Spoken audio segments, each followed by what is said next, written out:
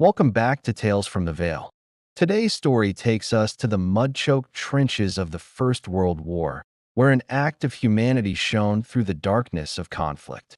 It's the tale of Richard, a young private from Liverpool, and how he found a brother in the unlikeliest of places. It was a bitter December morning. The air was thick with the smell of damp earth and dread.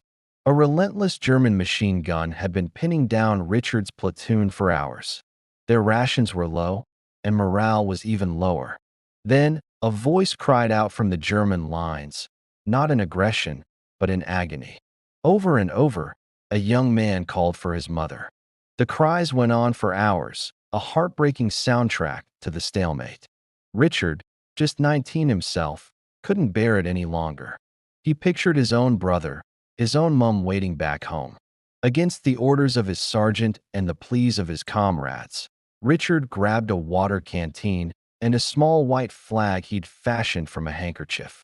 He crawled out into the deadly expanse of no man's land, his heart pounding a frantic rhythm against his ribs. He expected a bullet with every inch he moved, but none came. Instead, the relentless machine gun fell silent. He reached the wounded German soldier, a boy no older than himself, with fear and pain in his eyes.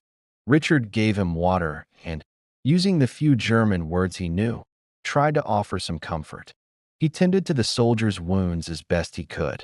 As he worked, he looked up and saw the German machine gunner watching him, not with malice, but with a look he couldn't quite decipher. Respect, perhaps? He managed to drag the wounded soldier back towards the German trench. As he got closer, two German soldiers came out, unarmed, to help him. They took their fallen comrade, and one of them clasped Richard's hand, looked him in the eye, and simply said, "Thank ye." "Thank you." Richard crawled back to his own trench, expecting a court-martial.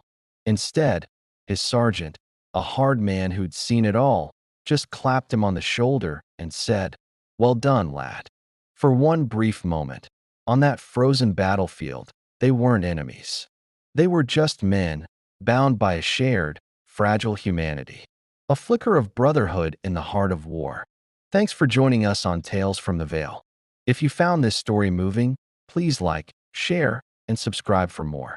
See you next time.